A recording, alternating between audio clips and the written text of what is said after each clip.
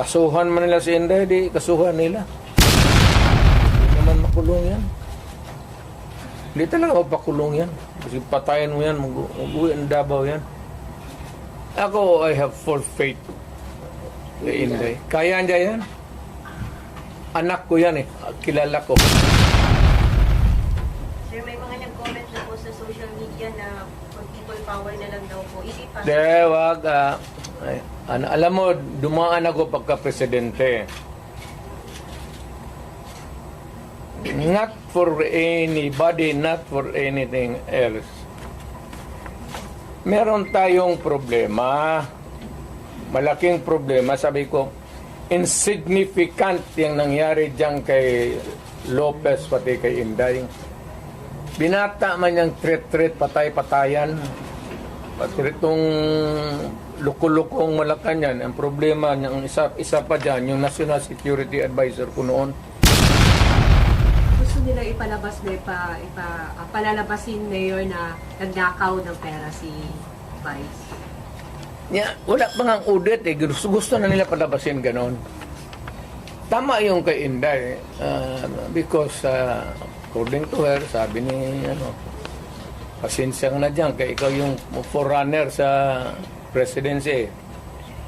Gusto ata na ni Martin maging presidente. So, ang tingin ko ang mas mabigat na problema na dapat malaman ng Pilipino is nag-hemorrhage ang country. Pati yung PhilHealth nga na hindi sa gobyerno, contribution natin yan kasi kung magpa-hospital ka, noon yung may pambayad ka, depende sa category yung rates mo. Yun ang doon, yung 16 billion na nilipat nila. That is the most dangerous at dapat putang inestapa yan.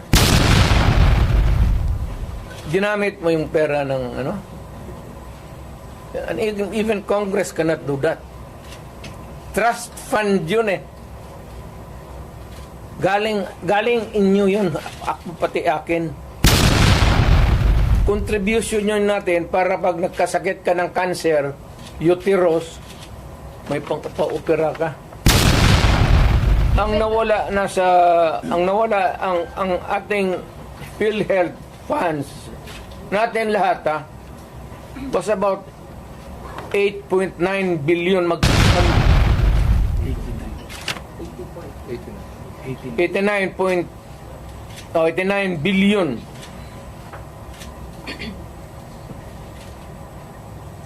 Of that 89 billion, 27 na lang ang nawala. 27 na lang ang natira. Bakit nila pinakialaman? Ang gobyerno na ito, walang project. Wala kang nakikita ng project. Maintenance na lang. Kasi ayuda, akap, ayuda. Tupad. Yun, naubos doon. Naubos ni Romualdez kasi Romualdez, congressman lang, pero left and right ang pamigay niya. May tag 5,000 kayo ngayon. Nakita ko sa TV kagabi. Pera natin. Sus Maria Joseph, Ginoo, Romualdez, oy. Sa mga trabahante yan, mag-housing loan ka, ito, kinuha, binigay para ayuda. Ang SESS, kinuha rin 62 billion. Private rin yan. Para sa mga empleyado, LBP 62 billion. DBP 62 billion. Kaya iyang sa sundalo, pati yung retirement nila patayan. To all Filipinos now listening to me, punta kayo kay Marcos lahat. Tingnan natin kung anong mangyari. Mga Pilipino, nakikiusap ako. Punta kay Marcos kay wala hindi kami nakipag-contest kay Marcos. Kaya na ba yung kaso kay Trillanes after the Quadcom hearing? Kaya nga, alam mo, yung pinapakita mo ng bangko, may talaga yan. Hindi ka makakuha ng... Kung magkuha ka ng sa bangko ng papel, bawal rin yan. Ngayon, kung balandra mo, bawal rin yan. Ipinasok mo doon sa Quadcom, use of falsified documents, another crime yan. Sinday? Opo. Ay, kaligayan lang hindi impeach nila. What happened to your confidential fund, supposedly? Without. Well, it was spent properly. But why is she not answering the Congress daw? Confidential nga eh. Bakit patawagin ng confidential kung... Pero yun kasi yung issue na ginamit. But you kept mum about it all along. Hindi, lahat yan sila, pati yan si Martin Romualdez, wag binabot ng bilyon yan. Buksan natin lahat. Wag na lang muna yung ibang ngayon yung this year lang. Tapos pagkatapos buksan natin next year. Buksan ng Congress. Ang congressman, hinamon ko ba sila? To open your books. Ang sagot naman ito ni Trillanes, open your bank account. Makihati ka pa sa putang ng pera ko. Ang hindi ino-audit, Office of the President, pati Office of the Speaker. Military, wake up. Sir, there... You are oppressing people and you are spending our money like water. Pati kami in the coming days, mawawalaan kami ng aming retirement, magalaw. Hindi kami sasali sa inyo. Silent... Hindi, sabihin na nga niya, Sir, wag mo kaming isali. Pati kami, ang mga asawa ko nagtrabaho sa gobyerno, nakataya. Tingnan mo naman yung pera. Kinuha ninyo sa GSIS, PhilHealth, 89 Ito doon sa Amo Survey? pinagbili nila. Saan itong pera? 25 tons of gold reserves natin sold amounting to 129 billion.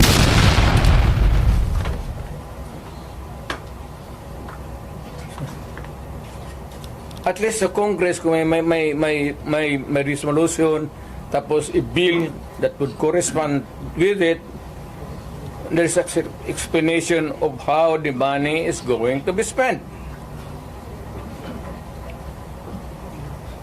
Pero ito, paano ito ngayon? Sila lang nakaalam nito. Yung Maharlika, sila lang nakaalam nito. Walang participation ng people dyan, pati ito. So, ganitong 25 tons. Alam ba ng military yan? Hindi sabihin nila, kung wala hindi na kami sasali ng laro ninyo. In fact, si Inday nga nagsabi na tulog-tulugan yung Chief of Staff.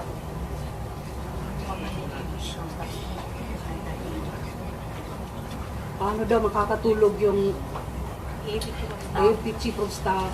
Bilyon yung nawawala. Matagal na siyang natulog. Alam niya yung commander-in-chief niya nagdudruga.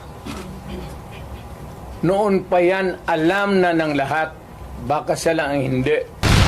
Ang mga polis. Kaming taga Davao, alam namin si Lagdameo nagdudruga. Kasi kasama namin siya palagi dito sa diyan kay Pedro. Kaya yung sip-on mag-usap kami, yung sip-on Lagdameo magtulo yan. Hindi niya alam nagatulo yung sip-on niya. Minsan gano'n na lang yan.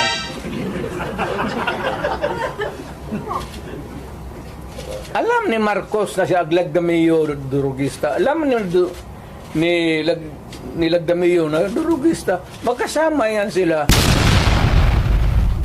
sa hit-hitan. So, another appropriate question would be, yung ito with sincerity. Kayo bang mga military pati police, would you still continue to support a drug addict? Alam ninyo kung mana, pero tanungin mo lang yung Presidential Security Command. Puro military man yan. You did not go far. Yung mga tao ninyo sa military. Hanggang kailan kayo magsuporta ng drug addict na presidente? But would it help if one would... The right to be heard, Dream Mayor? the right to be informed. Importante yan. Constitutional provision yan. Mr. General sa military. And the right of the people to seek redress of grievance. Kayo lang ang makabigay niyan ngayon. Mr. Military, give us that right. The right of information that is true and correct.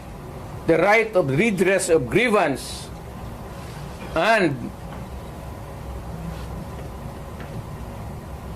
the right to protect us. Short of challenging Browner na. To be short of challenging Browner na tapon niya. Wala akong tina-challenge. I don't have a challenge to anybody. I'm challenged to the military itself. The whole of the military, kasi sila ang supposed to be protector of the Constitution. Now tell me, kung protector sila ng Constitution, are they willing to still protect the president who is a drug addict for another 4 years? At kung sabihin mo hindi nila alam, address, sabi ko, wag tayo magbulahan. Alam ninyo yan noon, alam ninyo ngayon yan. Sabihin lang ninyo, kaya kung gano'n na lang, sabihin ko sa lahat ng mga bata dito sa Pilipinas, guys, follow the president, start smoking marijuana and graduate sa Cebu. Yung presidente, gano'n. The best example is gano'n. But people are looking up to you as a patriot and nationalist. Ikaw yung And then people looking at me because that president is silent. Kita mo na siyang ginawa. Dapat at first stage pa ng laalitan, sandali.